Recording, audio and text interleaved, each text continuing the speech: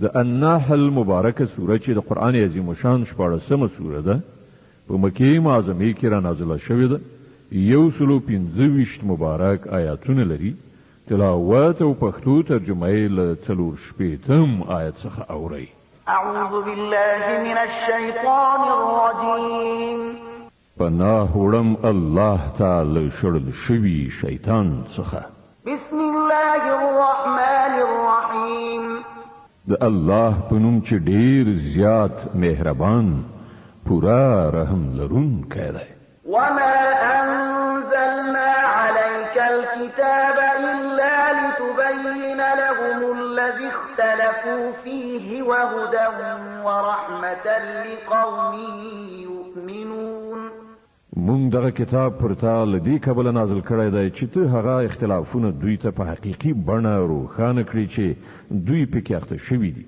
دغه کتاب د لارښود او رحمت په توګه نازل شوی دی د هغو خلکو لپاره چې ویې مني والله أنزل من السماء ماء فأحيا به الأرض بعد موتها إن في ذلك لآية لقوم يسمعون تاسو په هر ورخت کې وینئ چې الله له اسمانه اوبو ورولي او په ناڅاپي ډول د هغو په برکت په مړه ځمکه کې ساه واچوله په باوري ډول په دې کې د اوریدونکو لپاره یوه نښانه ده وإن لكم في الأنعام لعبرة نسقيكم مما في بطونه من بين فرث ودم لبنا خالصا سائغا للشاربين او ستاسو لپاره په څارویو کې هم یو درس شته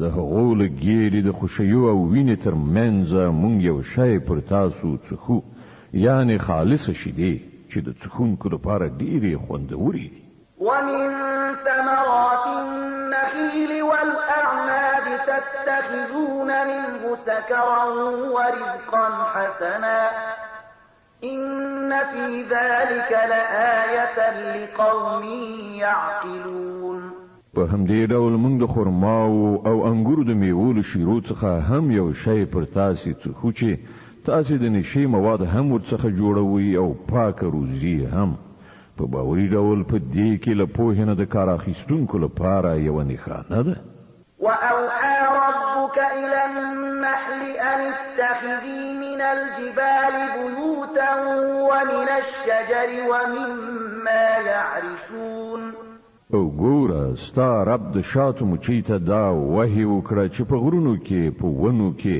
او په څپرو باندې خېژول شوو نوتو کې خپله ځاله جوړه کړه ثم كلي من كل الثمرات فاسلكي سبل ربك ذللا يخرج من بطونها شراب مختلف ألوانه فيه شفاء للناس إن في ذلك لآية لقوم يتفكرون او د هر ډول میوه شیره وخوره او د خپل رب په هوارو کړو لارو اوسه د دغه مچۍ د خېټې نه په بیلابیلو رنګونو یو شربت راوځي چې په هغه کې د خلکو لپاره شفا ده په یقیني ډول په دې کې هم د هغو خلکو لپاره یوه نښانه ده چې غور او فکر کوي والله خلقكم ثم يتوفاكم ومنكم من يرد إلى أرذل العمر لكي لا يعلم بعد علم شيئا إن الله عليم قدير وګورئ الله تاسو پیدا کړی بیا هغه تاسو ته مرګ درکوي او له تاسو نه څوک ډیر ناکاره عمر ته پریږدي تر څو چې په هر څه باندې له پوهېدو وروسته بیرته په هیڅ باندې ونه پوهېږي حق دا دی چې یوازې الله هم د علم له پلوه بشپړه دی او هم د وس واک له پلوه والله فضل بعضكم على بعض في الرزق فما الذين فضلوا بغاد رزقهم على ما ملكت أيمانهم فهم فيه سواء أفبنعمة الله يجحدون او وګوري الله له تاسو نه ځینو ته په ځینو نور باندې پروزي کې لوړتیا وربخلې ده نو کوم کسانو ته چې دغه لوړتیا ورکړای شوې ده هغوی داسې نه دي چې خپل روزي د خپل غلامانو لوري ته ګرځولې وي ترڅو چې دواړه په غیر روزي کې برابر برخوال ووسی نو آیا دوی د الله له پیرزوینې نه منکرېږي والله جعل لكم من أنفسكم أزواجا وجعل لكم من أزواجكم بنين وحفدة ورزقكم من الطيبات أفبالباطل يؤمنون وبنعمة الله هم يكفرون او همغه الله دای چې ستاسو لپاره ستاسو خپل جنس نه میرمنې وګرځولې او همغه له دغه میرمنو نه تاسو ته ځامن المسی درکړي دي او خو خوراکي مواد در په برخه کړي دي آیا نو دغه خلک د دې هر څه لیدلو او پرې پوهېدلو سره هم باطل مني او د الله له پیرزوینې نه انکار کوي ويعبدون من دون الله ما لا يملك لهم رزقا من السماوات والأرض شيئا ولا يستطيعون او له الله نه پرته د هغو بندگی کوي چې د هغو په لاس کې نه له آسمان نه دوی ته څه روزي ورکول شته نه له ځمکې نه او نه دا کار د هغوی له وسې پوره دی فلا تضربوا لله الأمثال إن الله يعلم وأنتم لا تعلمون نو د الله لپاره مثالونه مه جوړوئ الله پوهیږي تاسو نه پوهیږئ ضرب الله مثلا عبدا مملوكا لا يقدر على شيء ومن رزقناه منا رزقا حسنا فهو ينفق منه سرا وجهرا هل يستوون الحمد لله بل أكثرهم لا يعلمون الله یو مثال راوړي یو خدای غلام چې د بل چا مملوک دی او په خپل څه واک نه لري بل څوک داسې دی چې هغه ته مونږ له خپل لوري نه غوره روزي ورکړې ده او هغه ورڅخه په ښکاره او پټه ښه لګښت کوي ووایاست آیا دغه دواړه سره برابر دي ثنا ستاینه الله لره ده خو زیاتره خلک په دغسې سمې خبرې باندې نه پوهیږي وضرب الله مثلا رجلين أحدهما أبكم لا يقدر على شيء وهو كل على مولاه أينما يوجهه لا يأتي بخير هل يستوي هو ومن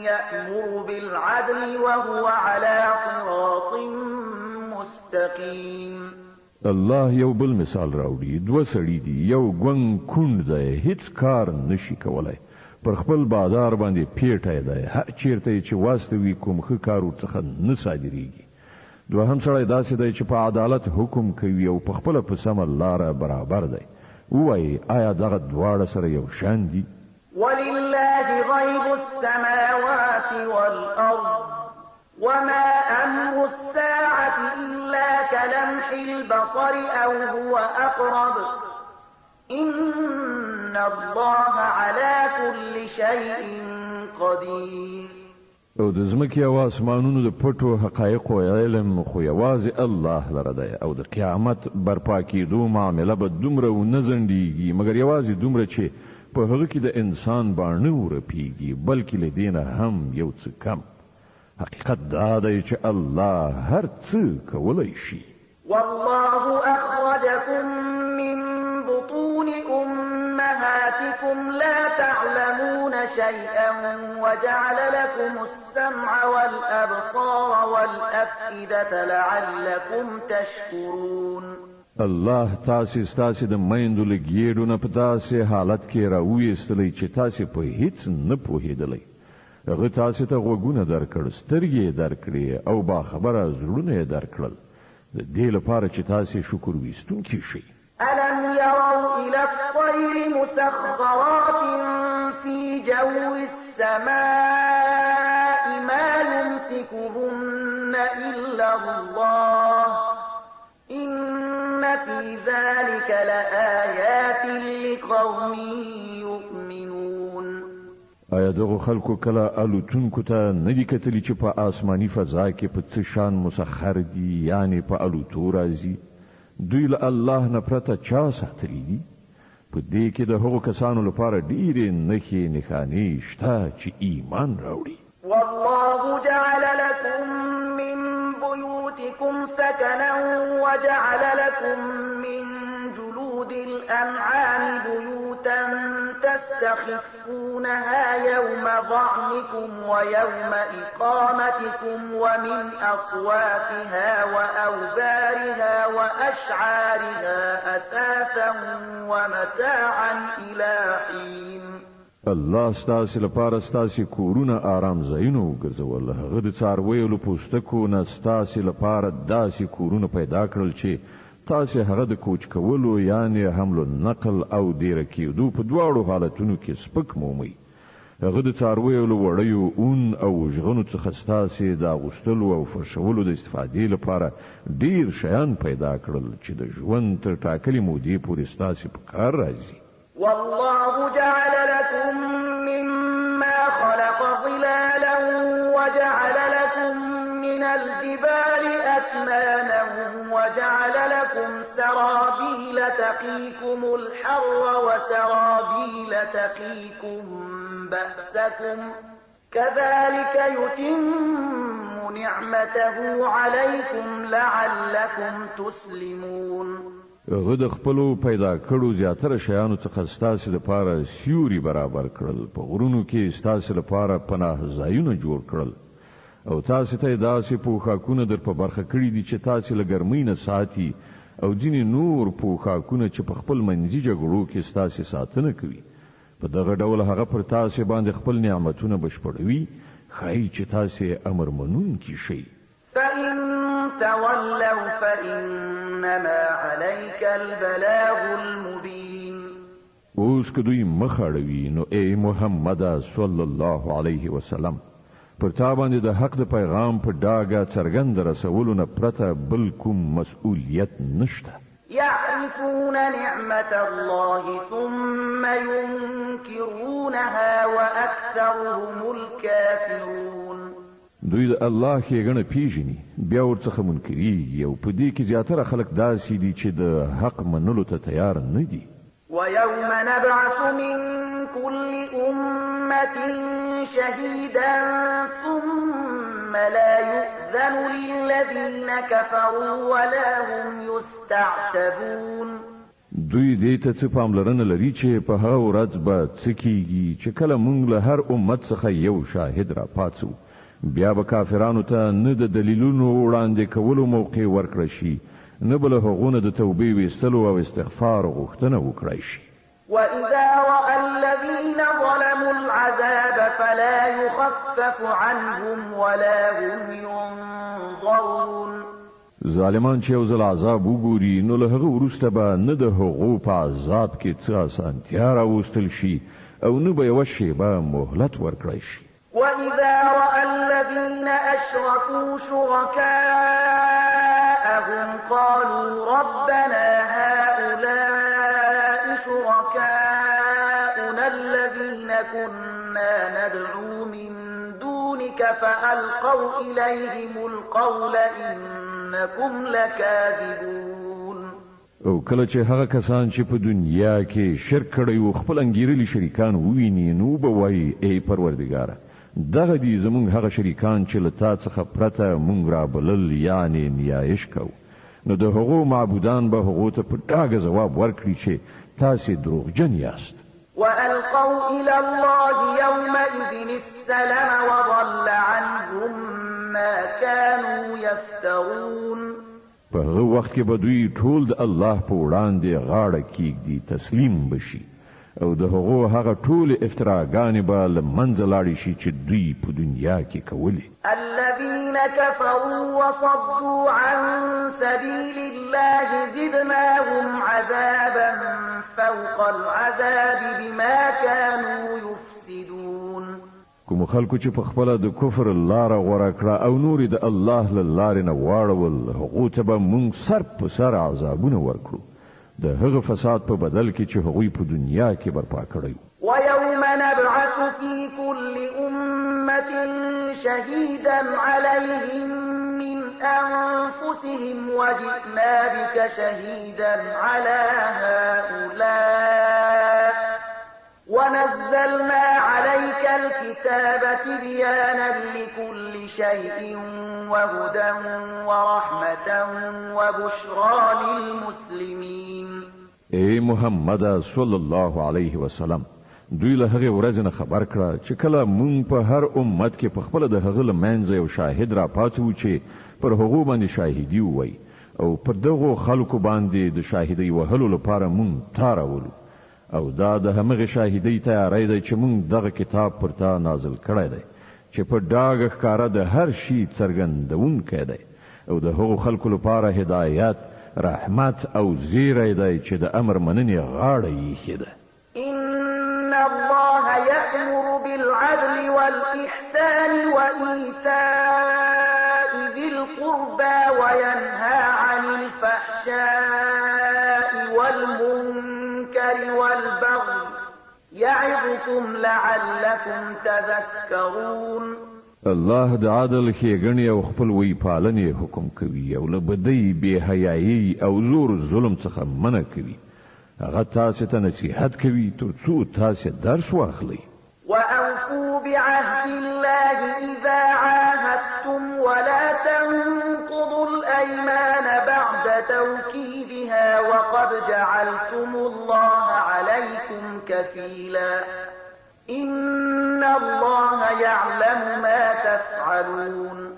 د الله وعده پوره کړئ چې کله تاسو له هغه سره کومه وعده کړې وي او خپل قسمونه له پخولو یعنی تاکید نه وروسته مماتوي چې کله تاسو الله پر خپل ځان شاهد نیولی وي بېشکه چې الله پوهیږي په هغه څه چې تاسو یې کوئ ولا تكونوا كالتي نقضت غزلها من بعد قوة أنكاثا تتخذون أيمانكم دخلا بينكم أن تكون أمة هي أربى من أمة إنما يبلوكم الله به وليبينن لكم يوم القيامة ما كنتم فيه تختلفون ستاسو حالت د هغه خزي په شان نشي چې هغه په خپل زیار سره د تاروري چکه وریشل او بیا په خپل هغه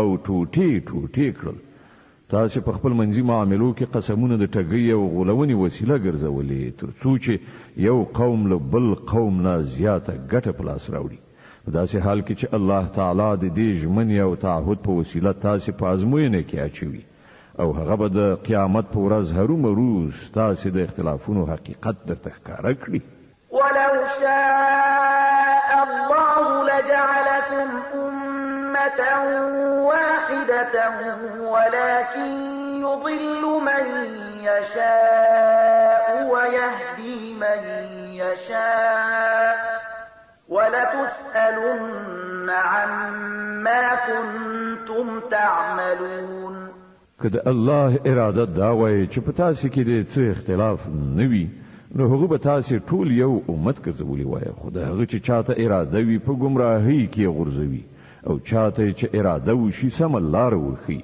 او هروم مروبه تاسو نه تاسو د کړو وړو پښتنه وشي ولا تتخذوا أيمانكم دخلا بينكم فتزل قدم بعد ثبوتها وتذوقوا السوء بما صددتم عن سبيل الله ولكم عذاب عظيم او اے مسلمانانو تاسو خپل قسمونه په خپل منځو کې یو د بل د غولولو وسیله مګرځوي چیرته داسې ونه شي چې کوم قدم لټینګېدو وروسته وخویږي او تاسو د دې جرم په مجازات کې چې خلق مو د الله له لارې نه منع کړل ناوړه نتیجه وګوري او سخت سزا وګالي ولا تشتروا بعهد الله ثمنا قليلا إنما عند الله هو خير لكم إن كنتم تعلمون.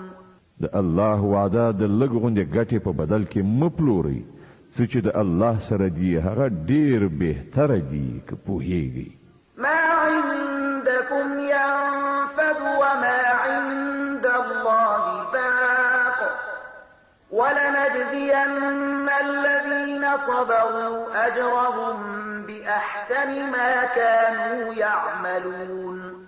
څه چې له تاسې سره دی هغه مصرف کیدونکي دي او څه چې له الله سره دی همغه باقی پاتې کیدونکي دي او موږ به هرومرو له صبر نه کار اخیستونکو ته د هغو اجر د هغه د ډیرو غوره عملونو سره سم کړو. من عمل صالحا من ذكر أو أنثى وهو مؤمن فلنحيينه حياة طيبة ولنجزينهم أجرهم بأحسن ما كانوا يعملون. هر څوک چې ښه عمل وکړي که هغه نارینه وي او که ښځه په دې شرط چې مؤمن وي هغه باندې به موږ په دنیا کې سپېڅلی ژوند تیر کړو او آخرت کې به دغسې خلکو ته د هغو اجر د ډیرو ښو عملونو سره سم ورکړو. فإذا قرأت القرآن فاستعذ بالله من الشيطان الرجيم. نو کله چې ته په قرآن لوستلو پیل وکړې نو له رټل شوي شیطان نه د خدای پناه وغواړه. إنه ليس له سلطان على الذين آمنوا وعلى ربهم يتوكلون.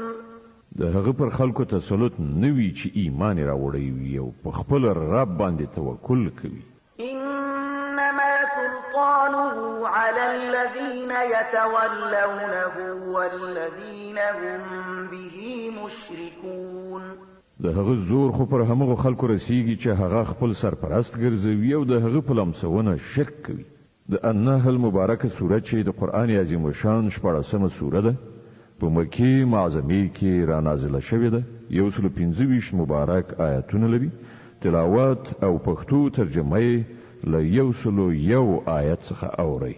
وإذا بدلنا آية مكان آية والله أعلم بما ينزل قالوا إنما أنت مفتر بل أكثرهم لا يعلمون. کله چې مونږ دی آیت پر ځای بل آیت نازلو او الله خو هیږي چې هغه څه نازل کړي او دا خلک وایي چې تا دا قرآن په خپل جوړ کړی دی.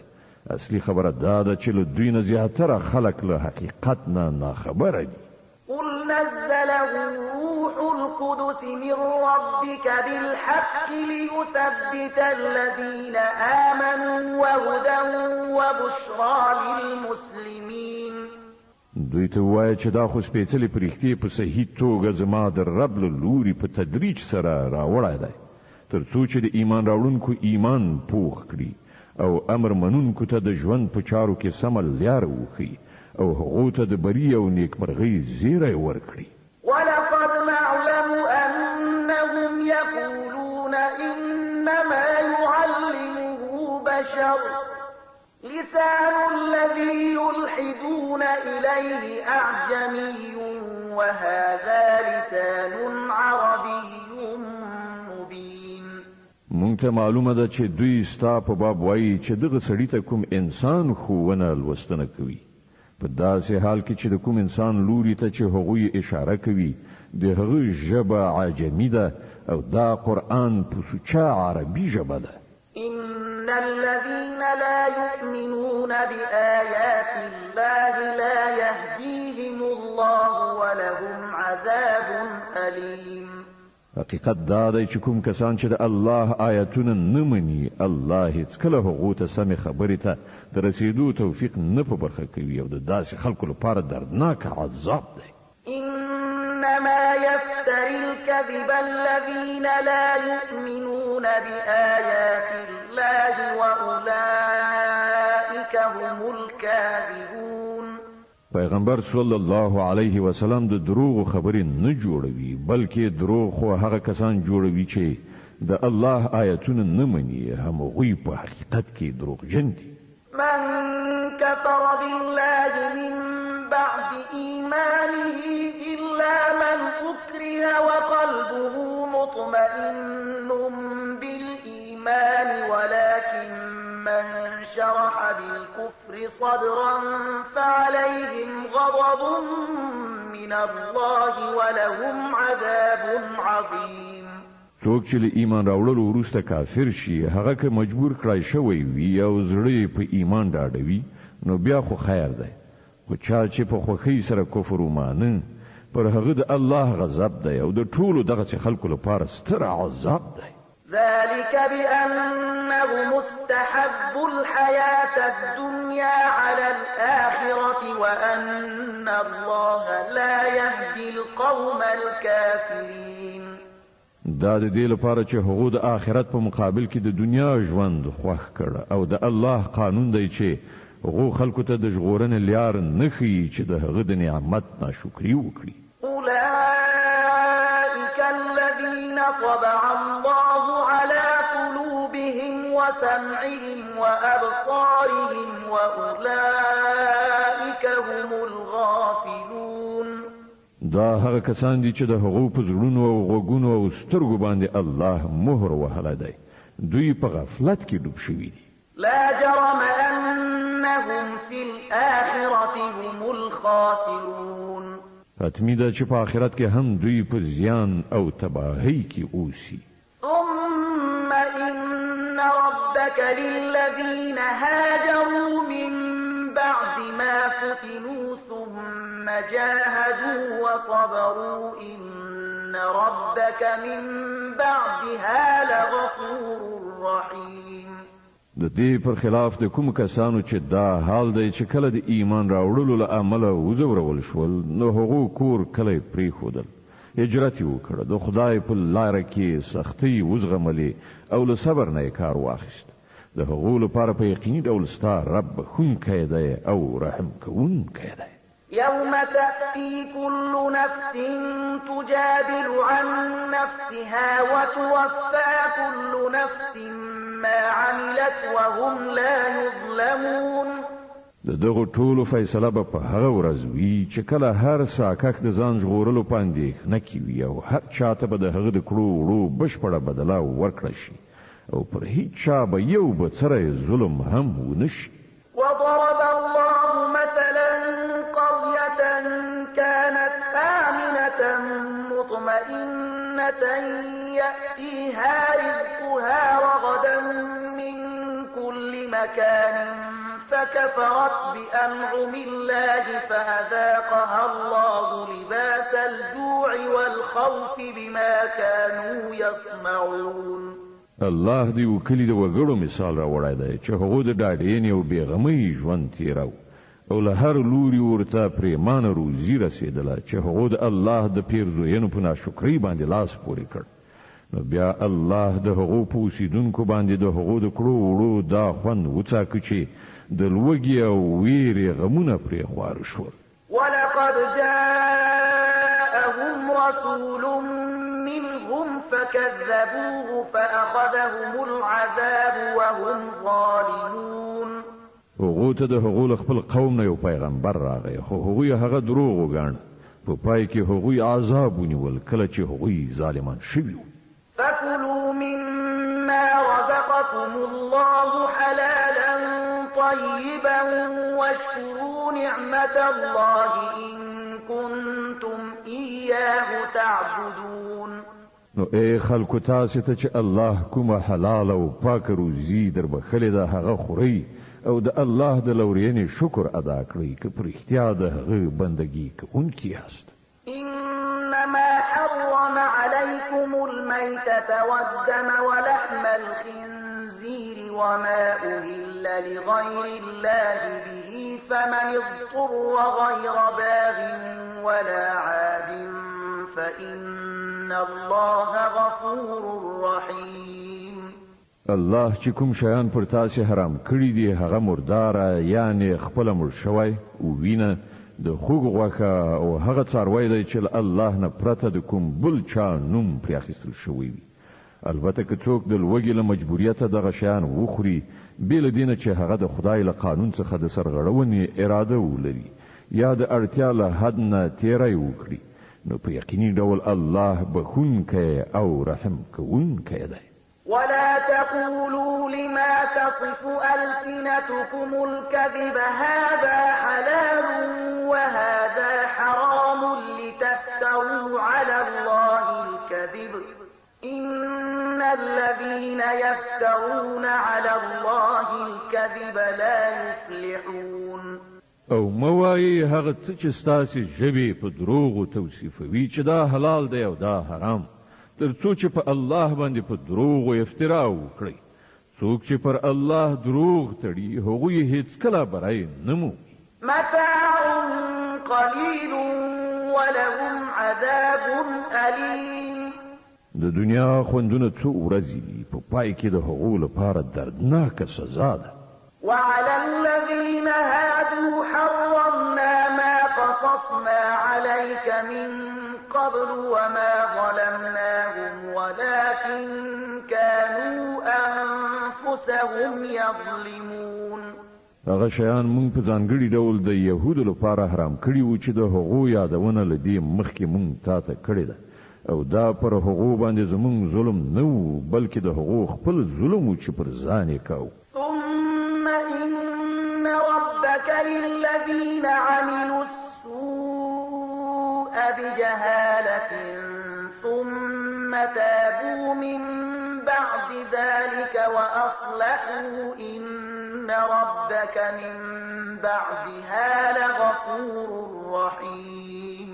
البته کوم کسانو چې د ناپوهۍ په اساس ناوړه عمل وکړ او بیا یې د توبې په ویستلو سره خپل عمل سم کړ نو په دې کې شک نشته چې له توبې او اصلاح نه وروسته ستا رب د هغو لپاره بخښونکی او رحم کوونکی دی. إن إبراهيم كان أمة قانتا لله حنيفا ولم يك من المشركين شاكرا لأنعمه اجتباه وهداه إلى صراط مستقيم. واقعیت دا دی چې ابراهیم په خپل ذات کې یو بشپړ امت و د الله د امر منونکی او همغه یو لوري ته مخ اړوونکی. هغه هیڅکله مشرک نه د الله د پیرزوینو شکر ویستونکی و. الله هغه غوره کړ او سمه لاره یې وروښودله.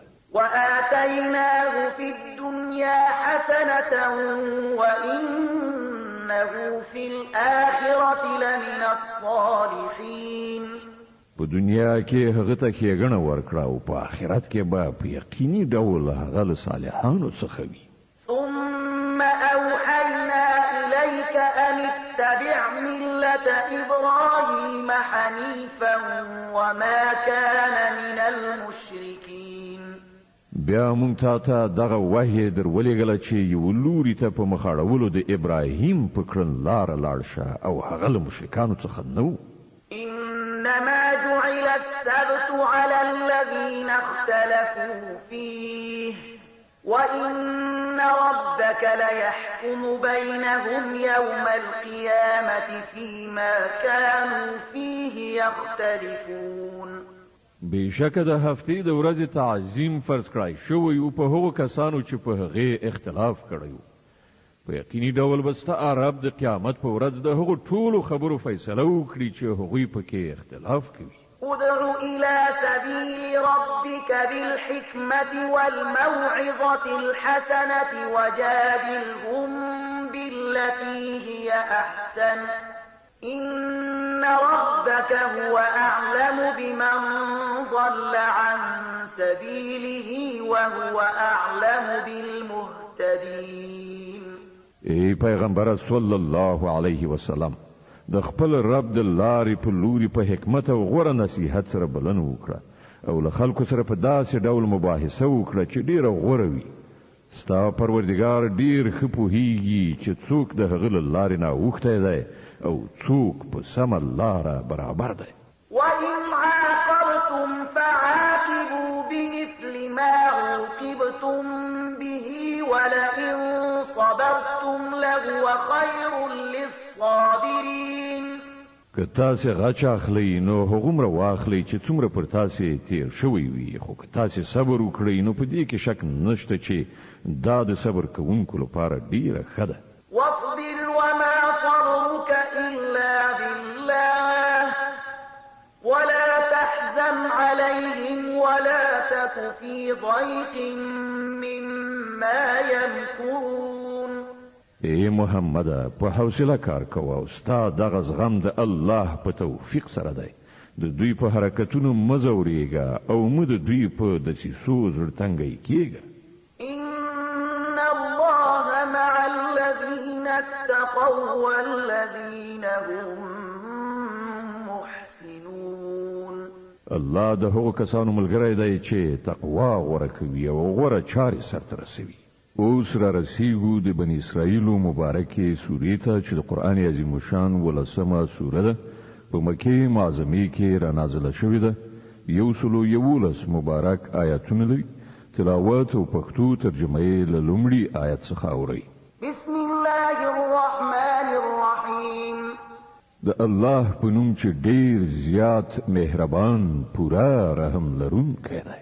سبحان الذي أسرى بعبده ليلا من المسجد الحرام إلى المسجد الأقصى الذي باركنا حوله لنريه من آياتنا إنه هو السميع البصير.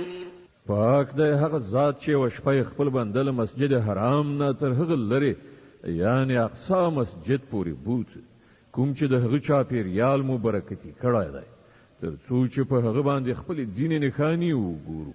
په حقیقت کې همغه دی د هر څه اوریدونکی او لیدونکی.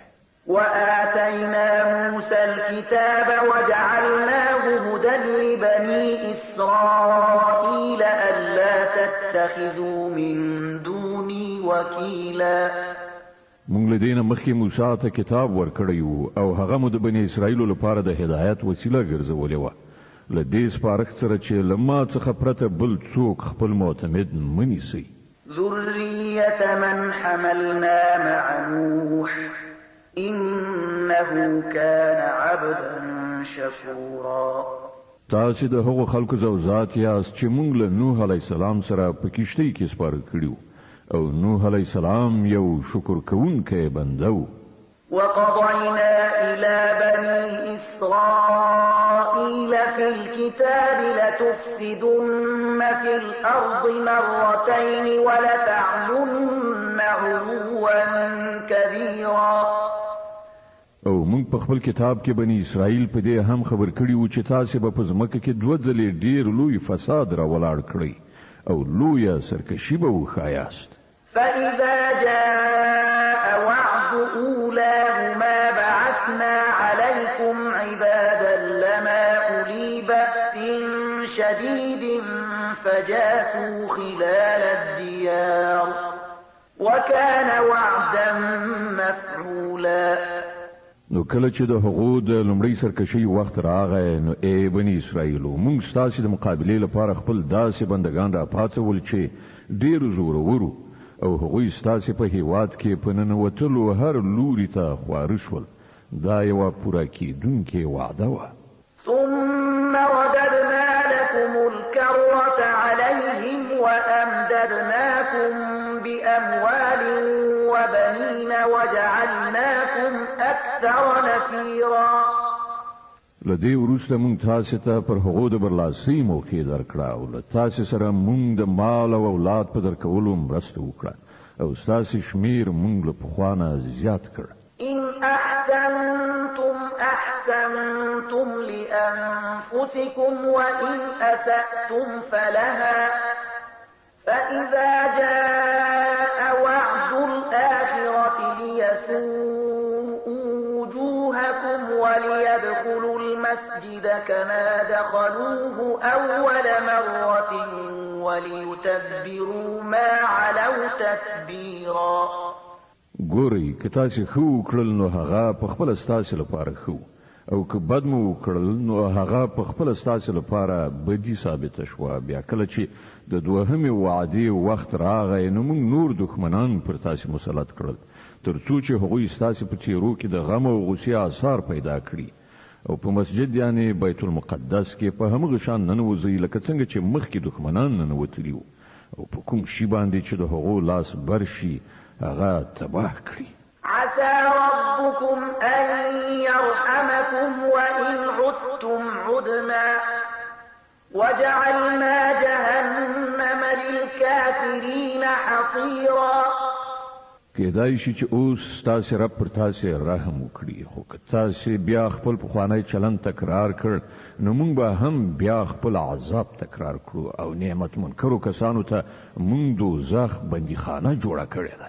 إن هذا القرآن يهدي للتي هي أقوم ويبشر المؤمنين الذين يعملون الصالحات أن لهم أجرا كبيرا وأن الذين لا يؤمنون بالآخرة أعتدنا لهم عذابا أليما. حقیقت دا دی چې دغه قرآن هغه لار ښیي چې بیخي سمه سیخه ده. کوم کسان چې هغه ومني هیڅ چارې سرته ورسوي هغو ته دا زیری ورکوي چې د هغو لپاره ستر اجر دی او کوم کسان چې آخرت نه مني هغو ته دا خبر ورکوي چې د هغو لپاره موږ دردناک عذاب تیار کړی دی. ويدعو الإنسان بالشر دعاءه بالخير وكان الإنسان عجولا. انسان په هغه شان بدی غواړي کوم څه چې د خیر غوښتل پکار دي. انسان ډیر تل ورکوونکی دی. وجعلنا الليل والنهار آيتين فمحونا آية الليل وجعلنا آية النهار مبصرة لتبتغوا فضلا من ربكم ولتعلموا عدد السنين والحساب وكل شيء فصلناه تفصيلا. ګورئ مونږ شپه او ورځ دوه نښانې ګرځولې دي. د شپې نښانه مو بېنوره وګرځوله او د ورځې نښانه مو روښانه کړه ترڅو تاسو د خپل رب فضل ولټولی شئ او د میاشتو کلونو حساب معلوم کړئ شئ. په دغه ډول مونږ هر شی په تفصیل سره یو له بله بیل کړي دي. وكل إنسان ألزمناه طائره في عنقه ونخرج له يوم القيامة كتابا يلقاه منشورا. د هر انسان شامت مونږ د هغه په خپل غاړه کې ځوړن کړی دی او د قیامت په ورځ به مونږ یو لیکنه هغه ته راوباسو چې هغه به د یو پرانستی کتاب غوندې ومومي. اقرأ كتابك كفى بنفسك اليوم عليك حسيبا. ولولا خپل عمل نامه نن د خپل محاسبې لپاره ته په خپل کافیه. من اهتدى فإنما يهتدي لنفسه ومن ضل فإنما يضل عليها ولا تزر وازرة وزر أخرى وما كنا معذبين حتى نبعث رسولا. څوک چې سم لاره غوره کړي د هغه سم تک په خپل د همغه لپاره ګټور دی او څوک چې گمراه وي د هغه د گمراهي وبال پر همغه دی. هیڅ پیټه اخیستونکی به د بل پیټه وانخلي او مونږ په عذابون کې نه یو ترڅو چې د حق او باطل په توپیر باندې د خلکو د پوهولو لپاره یو پیغمبر ونلیږو. وإذا أردنا أن نهلك قرية أمرنا متر فيها ففسقوا فيها فحق عليها القول فدمرناها تدميرا. کله چې موږ د کومې سیمې د هلاکولو اراده کوو نو د هغې بډایانو ته حکم کوو او هغوی پکې په نافرمانیو لاس پورې کوي. هله نو پر هغې سیمې د عذاب فیصله تطبیقیږي او موږ هغه بیخي تباه کوو. وكم أهلكنا من القرون من بعد نوح وكفى بربك بذنوب عباده خبيرا بصيرا. وګورئ څومره نسلونه له نوح نه را په دې خوا زموږ په حکم هلاک شول. ستا رب د خپلو بندګانو له ګناهونو څخه په پوره ډول باخبره دی او هر څه ویني. من كان يريد العاجلة عجلنا له فيها ما نشاء لمن نريد ثم جعلنا له جهنم يصلاها مذموما مدحورا. څوک چې د دې دنیا د کومې سملاسي ګټې غوښتونکی وي هغه ته موږ هم دلته ورکوو چې چاته دې څه ورکولو غواړو. بیا د هغه په برخه دوزخ لیکو چې هغه به ملامت او له رحمته محروم ورننوځي. ومن أراد الآخرة وسعى لها سعيها وهو مؤمن فأولئك كان سعيهم مشكورا.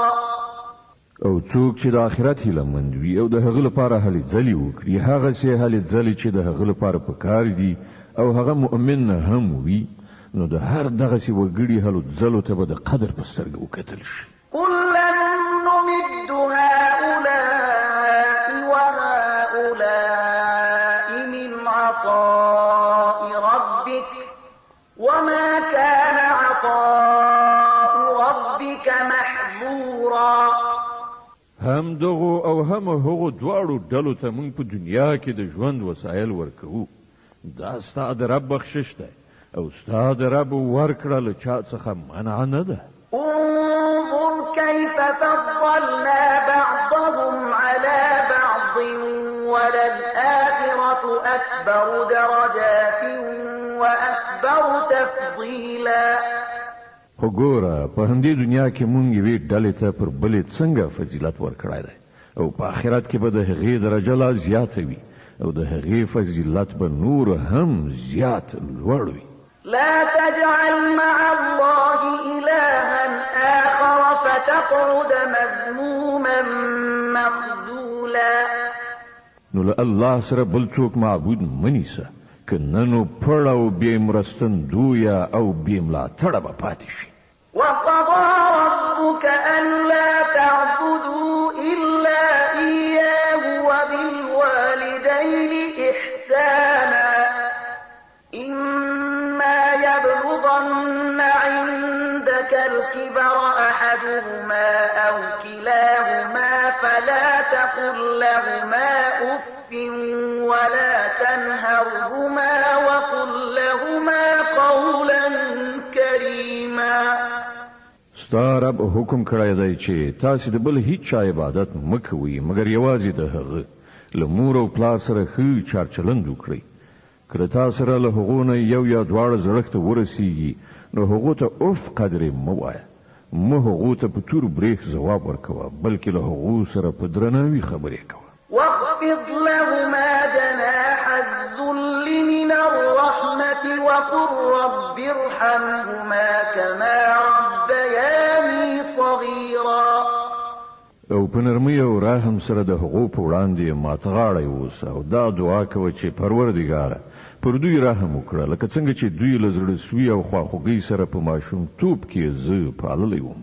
ربكم أعلم بما في نفوسكم إن تكونوا صالحين فإنه كان للأوابين غفورا.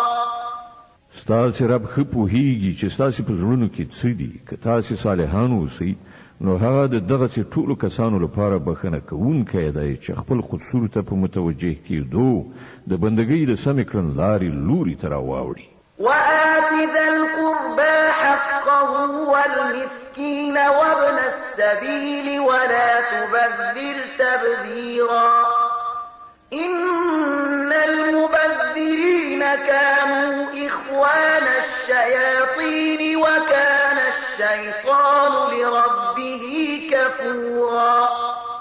وإما تعرضن عنهم ابتغاء رحمة من ربك ترجوها فقل لهم قولا ميسورا.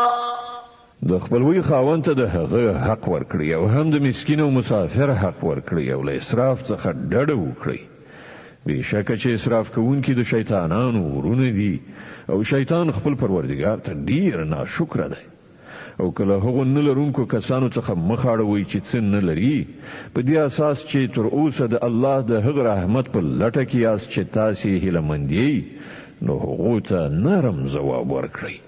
ولا تجعل يدك مغلولة إلى عنقك ولا تبسطها كل البسط فتقعد ملوما محسورا.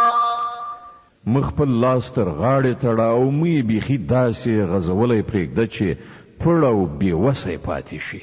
إن ربك يبسط الرزق لمن يشاء ويقدر إنه كان بعباده خبيرا بصيرا.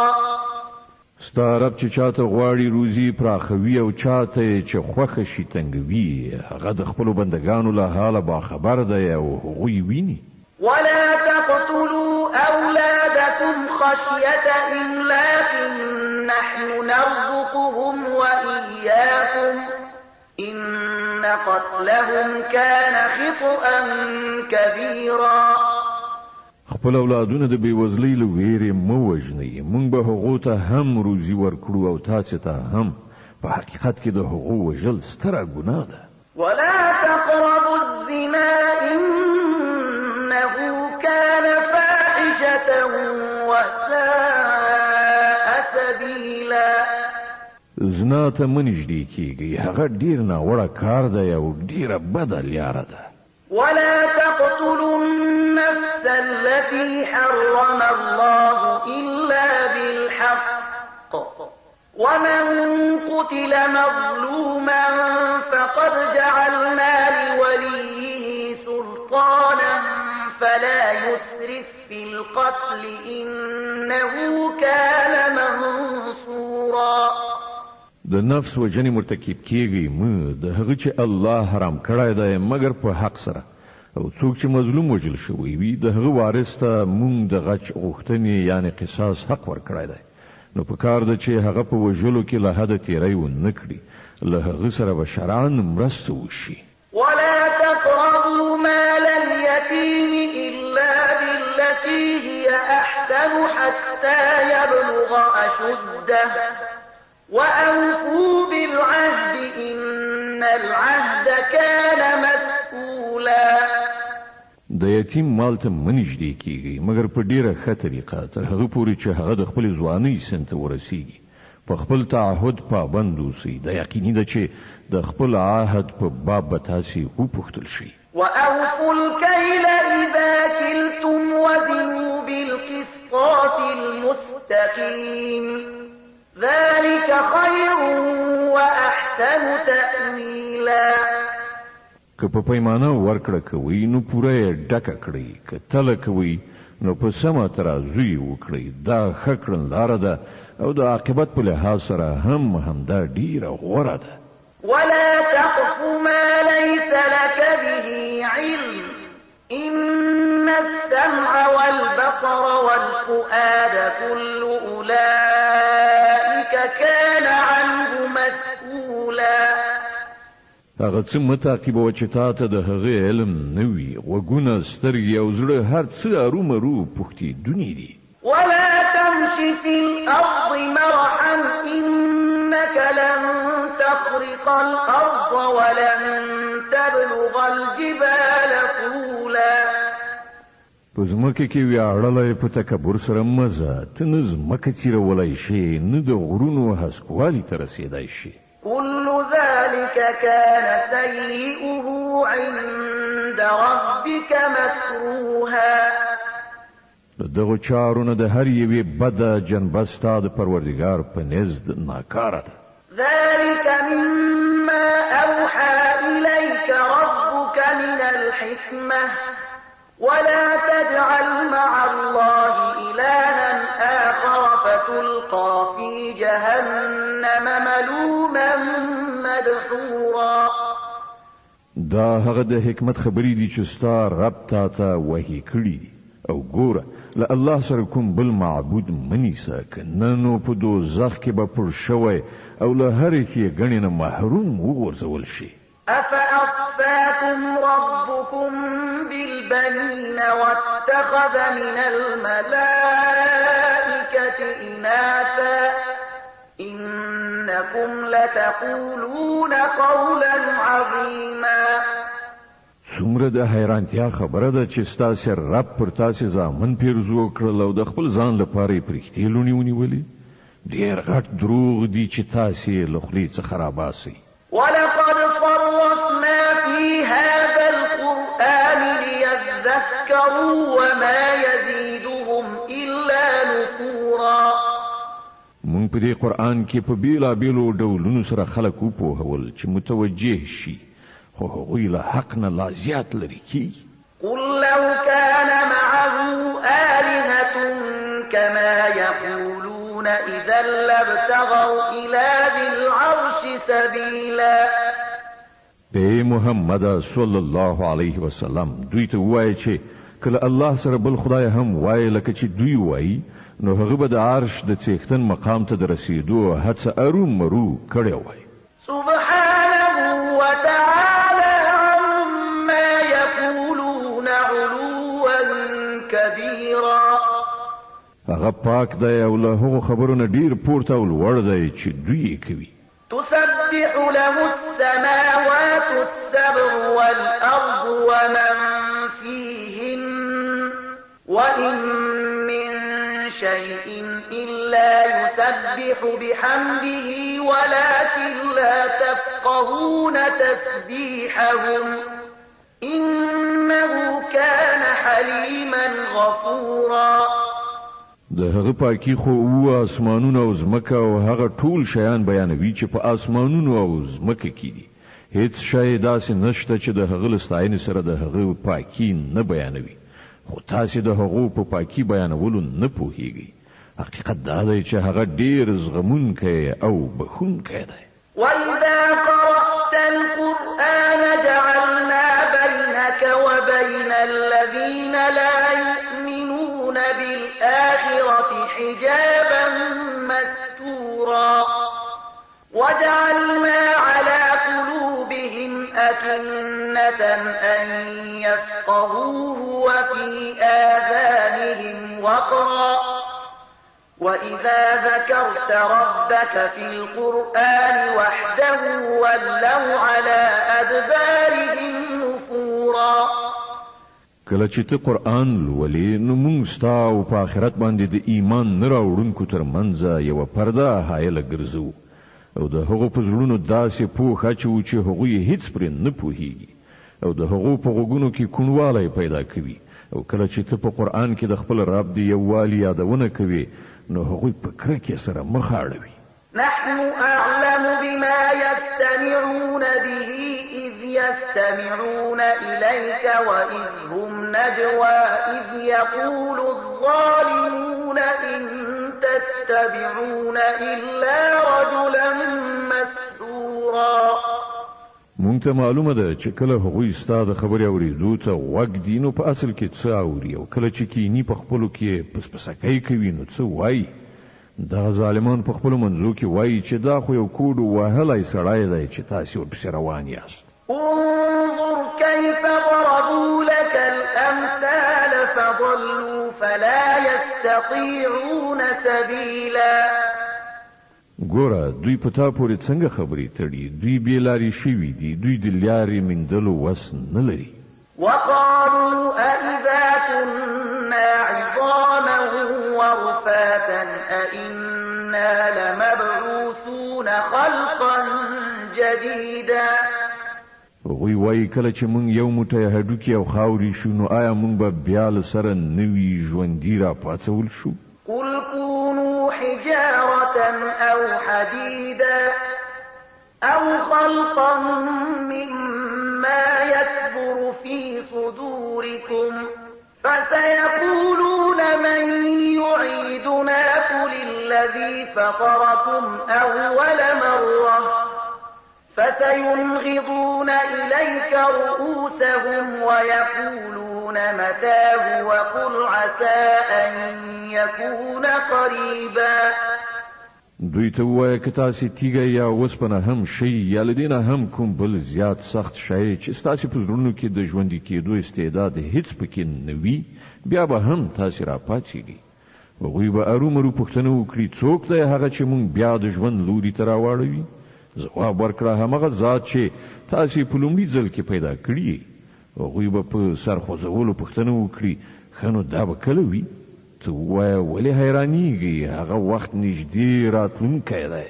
يوم يدعوكم فتستجيبون بحمده وتظنون إن لبثتم إلا قليلا. په کومه ورځ چې هغه تاسې ته غږ وکړي نو تاسې به د ستاینې په حال کې د هغه د بلنې په ځواب کې راووځئ او په هغه وخت کې به ستاسې ګمان دا وي چې موږ د لږ وخت لپاره په دې حال کې پاتې شوي یو. وقل لعبادي يقولوا التي هي أحسن إن الشيطان ينزغ بينهم إن الشيطان كان للإنسان عدوا مبينا. او اے محمد صلی الله علیه وسلم زما بندگانو ته وایي چې له ژبې نه هغه خبره راوباسي چې ډیره ښه وي. په اصل کې دا شیطان دی چې د انسانانو په منځ کې د فساد اچولو هڅه کوي. حقیقت دا دی چې شیطان د انسان ښکاره دښمن دی. ربكم أعلم بكم إن يشأ يرحمكم أو إن يشأ يعذبكم وما أرسلناك عليهم وكيلا. ستاسې رب ستاسې په حال باندې ډیر ښه خبر دی که هغه وغواړي نو پر تاسې به رحم وکړي او که یې خوښه شي نو عذاب به درکړي. او ای پیغمبره موږ ته پر خلکو باندې څارونکی نه یې لیږلی. وربك أعلم بمن في السماوات والأرض ولقد فضلنا بعض النبيين على بعض وآتينا داود زبورا. ستا رب په ځمکه او اسمانونو کې مخلوقات ډیر ښه پیژني. موږ ځینو پیغمبرانو ته په ځینو نورو زیاتې مرتبې ورکړې او موږ داود ته زبور ورکړی. قل ادعوا الذين زعمتم من دونه فلا يملكون كشف الضر عنكم ولا تحويلا. دوی ته ووایه هغه معبودان وبلئ چې تاسې له خدایه پرته خپل کار جوړونکي ګڼئ. هغوی نه له تاسې نه څه کوم کړاو ایسته کولی شي او نه یې بدلولی شي.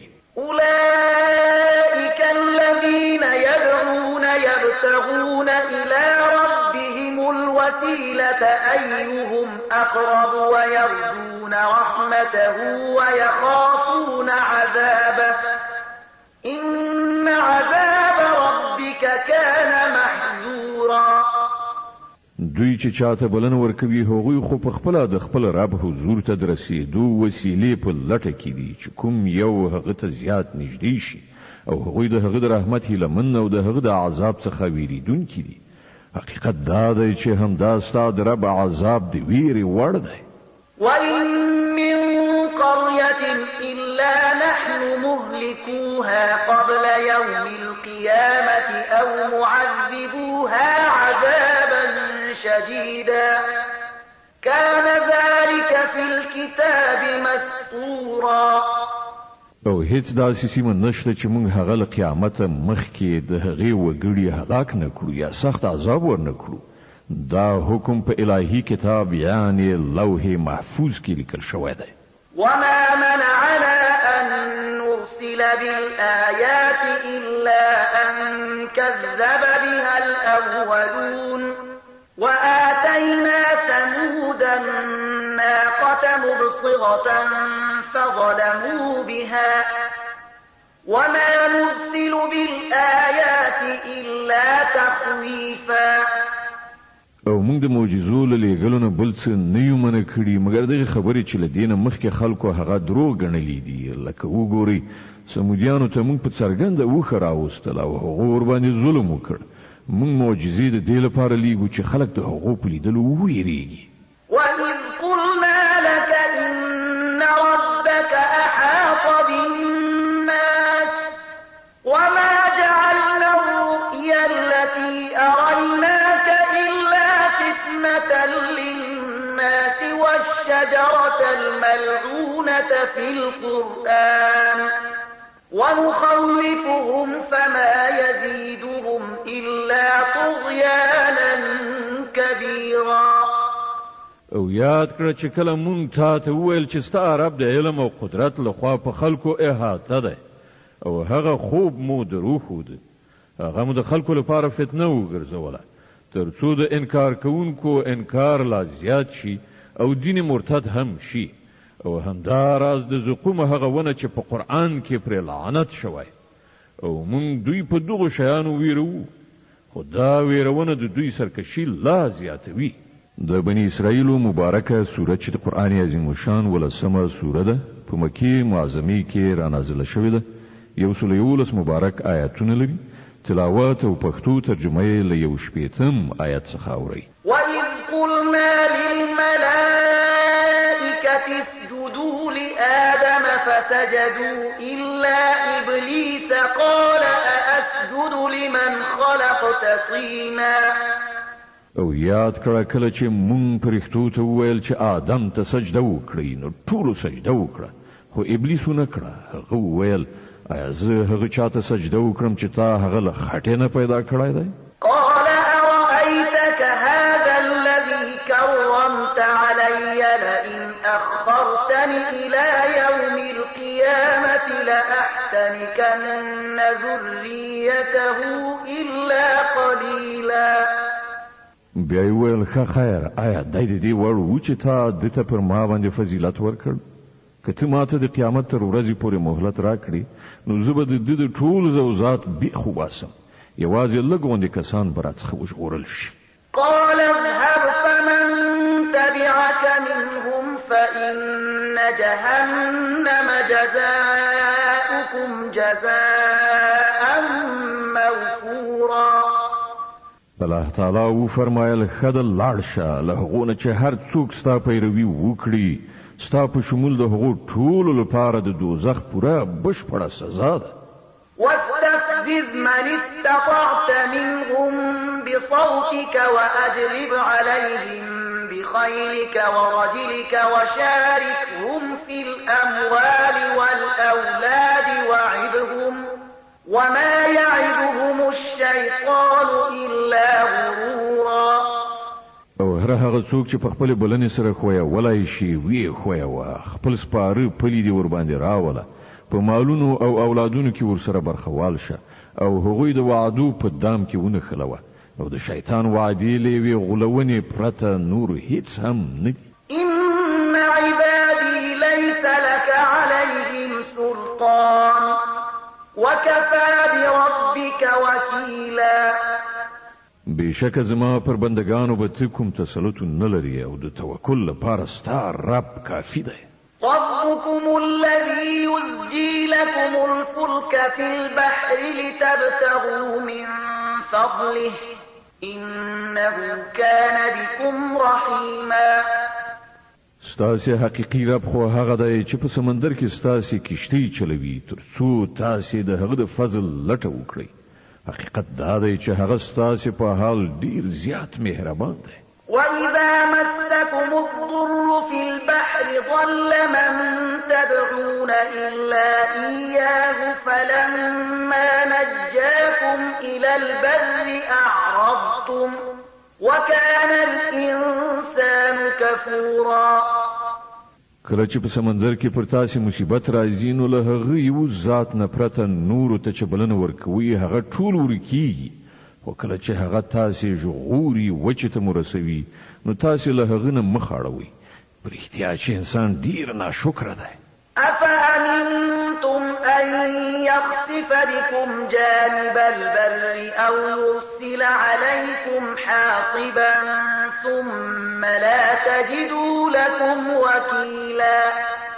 کنو آیا تاسو له دې خبرې نه بیخي بې غمه یې چې خدای به کله په همدې وچه باندې تاسو په ځمکه کې نه باسي یا به پر تاسو تیږي ورونکي طوفان راوالوزوي او تاسو به له هغه نه هیڅ ژغورونکی ملاتړ ونه مومئ؟ أم أمنتم أخرى فيرسل عليكم قاصفا من الريح فيغرقكم بما كفرتم ثم لا تجدوا لكم علينا به تبيعا. او آیا تاسو لدینه څه ویره نه لرئ چې خدای به بیا په کوم وخت کې تاسو سمندر ته بوزي او تاسو د ناشکری په بدله کې به پر تاسو سخت طوفاني باد والوزوي غرق به مو کړي او تاسو به داسې څوک نه وي چې له هغه نه تاسو د دغه عاقبت بازخواستو کړی شي. ولقد كرمنا بني آدم وحملناهم في البر والبحر ورزقناهم من الطيبات وفضلناهم على كثير ممن خلقنا تفضيلا. دا خو زموږ پیرزوینه ده چې موږ بني آدم ته لوی ورکړه او هغو ته مو په وچه او لمده کې سپرلی ورکړي او هغو ته مو له پاکو شیانو څخه روزي ور په برخه کړه او پر خپلو زیاترو مخلوقاتو باندې مو ښکاره لوړتیا ور وبخله. يوم ندعو كل أناس بإمامهم فمن أوتي كتابه بيمينه فأولئك يقرؤون كتابهم ولا يظلمون فتيلا. هغه په پام کې ونیسه چې مونږ هر ډله خلک د هغې له رهبرانو سره راوغواړو په هغه وخت کې چې کوم کسانو ته خپل عملنامه په ښي لاس کې ورکړی شوه هغوی به خپل عملنامه ولولي او پر هغو به یو بل سره ظلم ونه شي. ومن كان في هذه أعمى فهو في الآخرة أعمى وأضل سبيلا.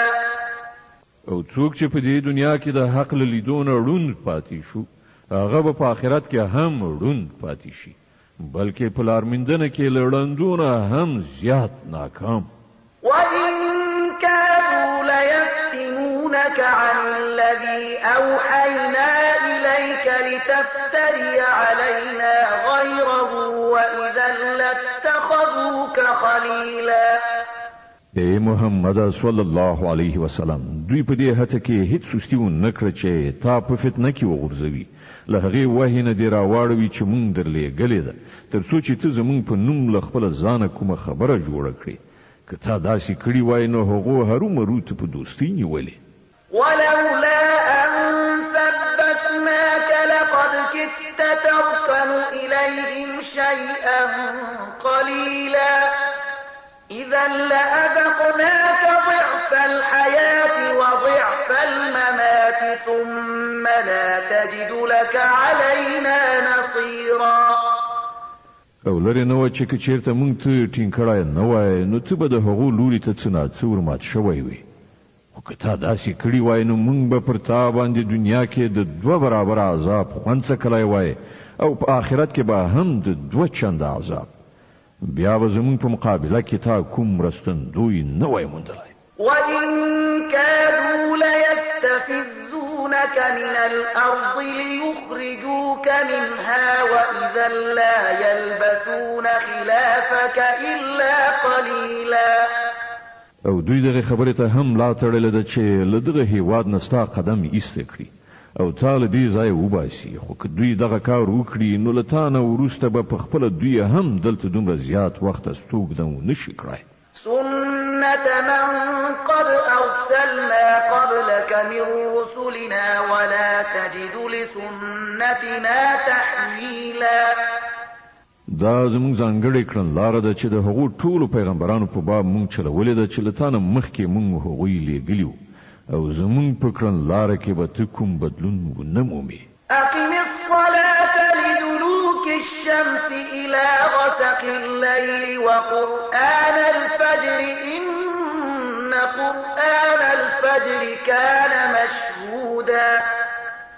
لمونځ قائم کړه د لمر له زوال نه د شپې تر ترږمۍ پورې او د سهار قرائت یعنی لمونځ هم لوله ځکه چې د سهار په قرائت لوستلو یعنی د سهار په لمانځه شاهدي وهلی کېږي. ومن الليل فتهجد به نافلة لك عسى أن يبعثك ربك مقاما محمودا. او د شپې تهجد وکړه دا ستا لپاره نفل دی لري نه ده چې ستا رب تا د ستاینې وړ مقام خاوند کړي. وقل رب أدخلني مدخل صدق وأخرجني مخرج صدق واجعل لي من لدنك سلطانا نصيرا.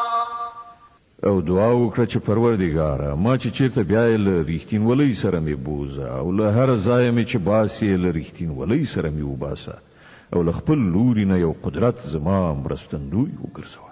وقل جاء الحق وزهق الباطل إن الباطل كان زهوقا.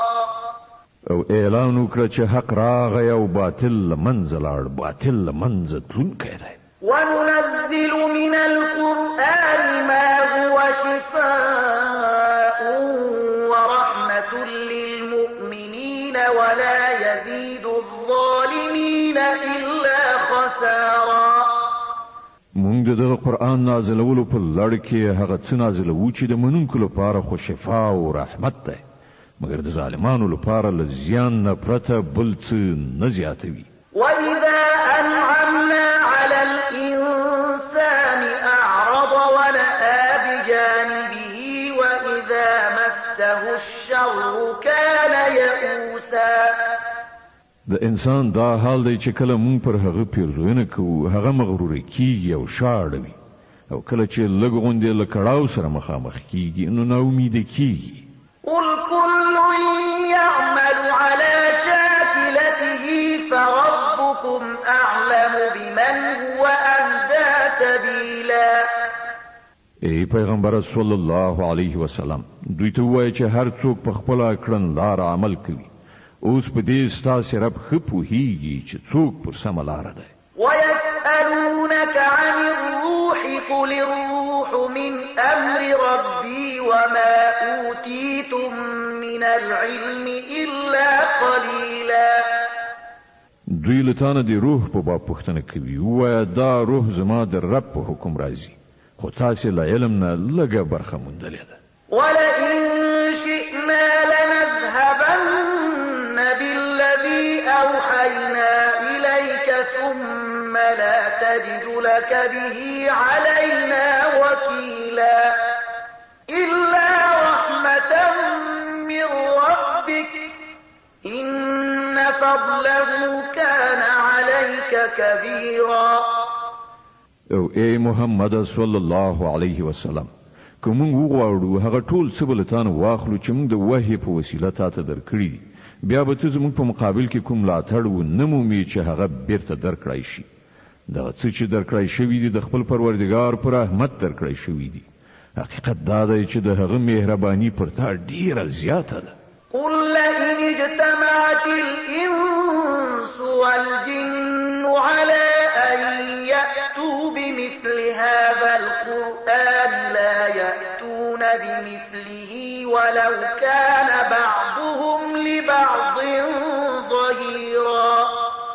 وایه که انسانان او پیریان ټول لاسونه یو کړي د دغه قرآن غوندې کوم شي د راوړلو هڅه وکړي نو را به یې نشي وړلی که ټول یو له بل سره مرسته هم وکړي. ولقد صرفنا للناس في هذا القرآن من كل مثل فأبى أكثر الناس إلا كفورا. مونږ په دې قرآن کې خلک په هر ډول وپوهول، خو زیاتره خلک په انکار باندې کلک ودرېدل. وقالوا لن نؤمن لك حتى تفجر لنا من الأرض ينبوعا أو تكون لك جنة من نخيل وعنب فتفجر الأنهار خلالها تفجيرا أو تسقط السماء كما زعمت علينا كسفا أو تأتي بالله والملائكة قبيلا أو يكون لك بيت من زخرف أو ترقى في السماء ولن نؤمن لرقيك حتى تنزل علينا كتابا نقرأه قل سبحان ربي هل كنت إلا بشرا رسولا او وی ویل مونږ به ستا خبره تر هغه پورې ونه منو تر څو چې ته زمونږ لپاره ځمکه څیرې او یوه چینه ونه بهوي یا ستا لپاره د خرما او انګورو یو باغ پیدا شي او ته په هغه کې ویالې روانې کړي یا ته پر مونږ باندې آسمان ټوټه ټوټه راوغورځوي لکه چې دعوا کوي یا خدای یو پرښتې مونږ ته مخامخ راولي یا ستا لپاره د سرو زرو یو کور ووسي یا ته آسمان ته وخیږي او ستا په قتلو به هم مونږ باور نه کړو تر څو چې ته پر مونږ باندې یو داسې لیکنه نازل نه کړې چې مونږ یې ولولو. ای محمده دوی ته ووایه پاک دی زما پروردګار آیا زه له یو پیغام راوړونکي انسان نه پرته بل څه یم؟ وما منع الناس أن يؤمنوا إذ جاءهم الهدى إلا أن قالوا أبعث الله بشرا رسولا. کله چې خلکو ته هدایت راغی نو پر هغه باندې له ایمان راوړلو نه هغوی کوم شي منع نه کړل مګر د هغو دغه وینا چې آیا الله بشر پیغمبر لېږلی دی؟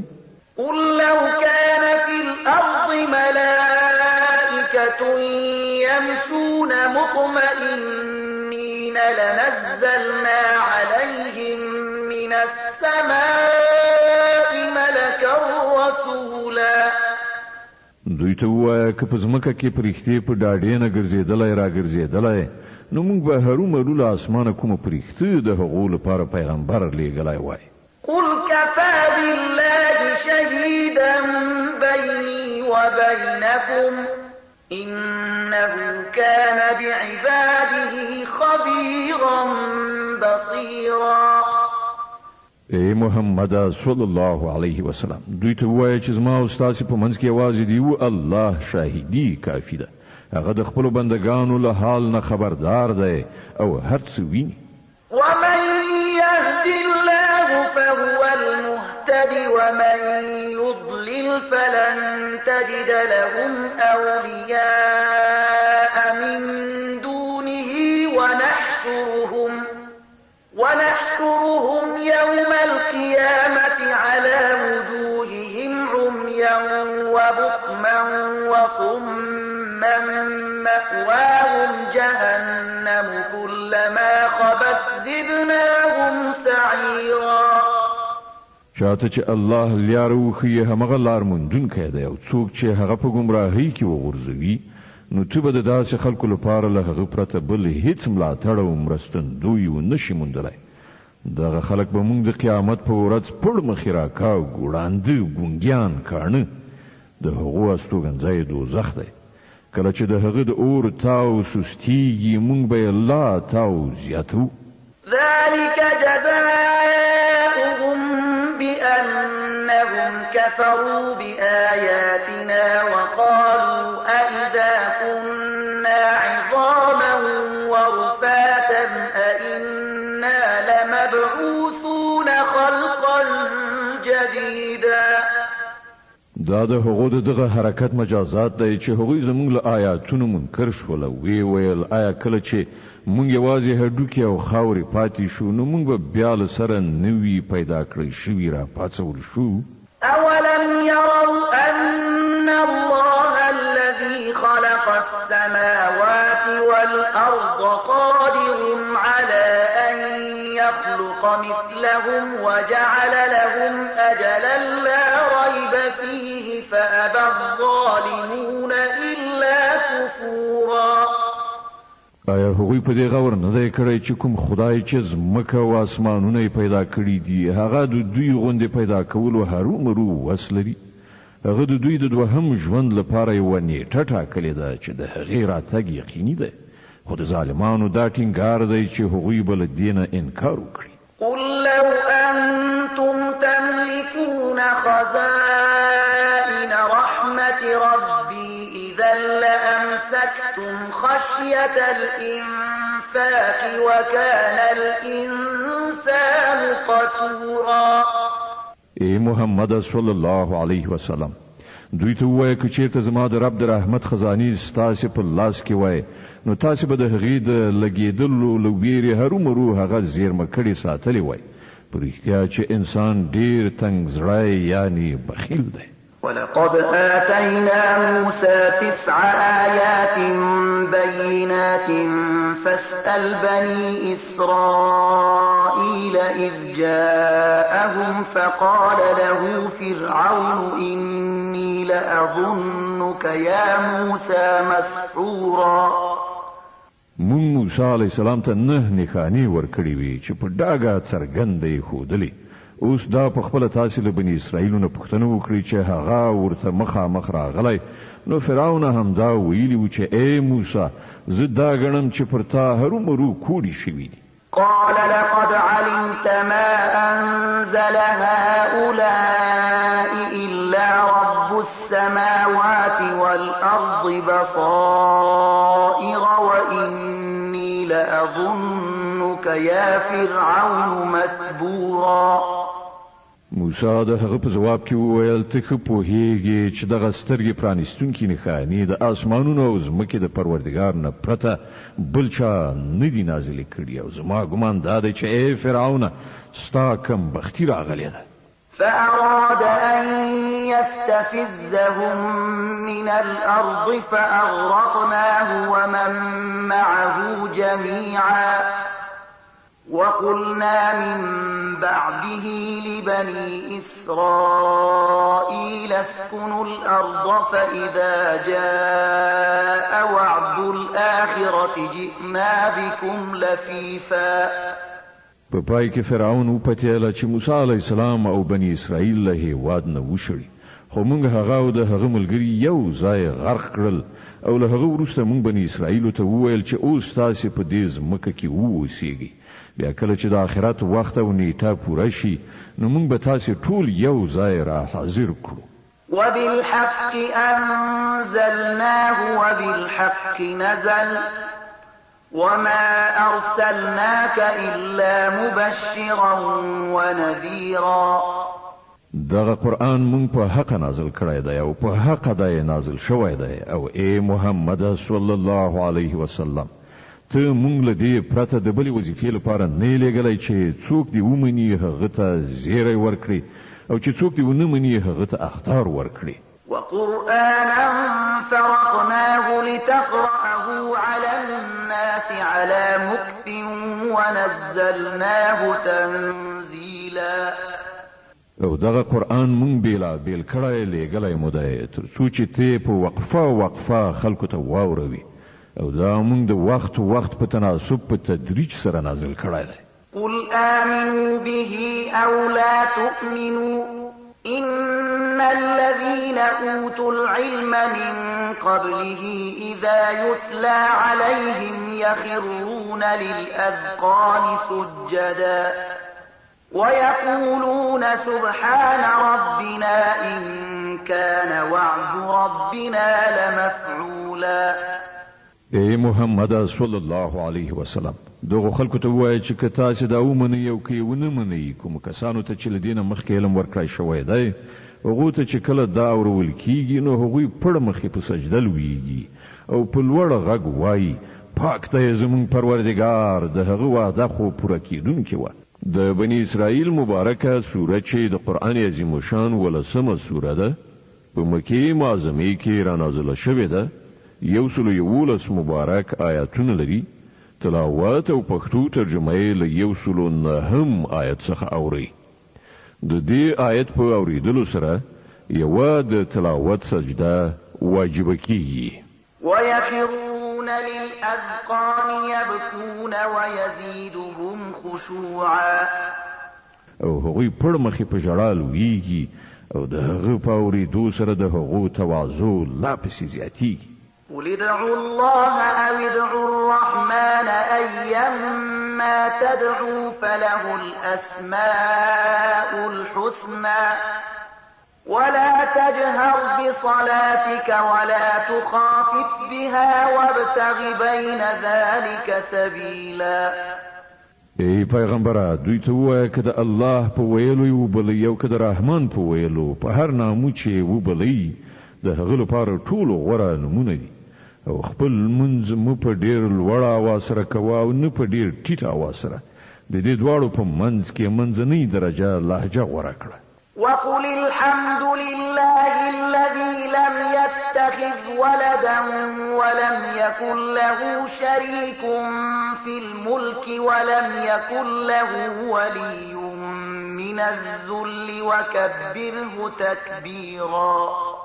وای ټول سناستاینه د هغه خدای لپاره ده چې هغه نه څوک په زوی ولې سره نیولای دی، نه په پاچاهي کې څوک سره شریک دی، او نه هغه بې وسه دی چې څوک د هغه ملاتړ وي، او د هغه لوی بیان کړه کامله درجه لوی. صدق الله العظیم. الله ستر رښتیا ویونکی دی.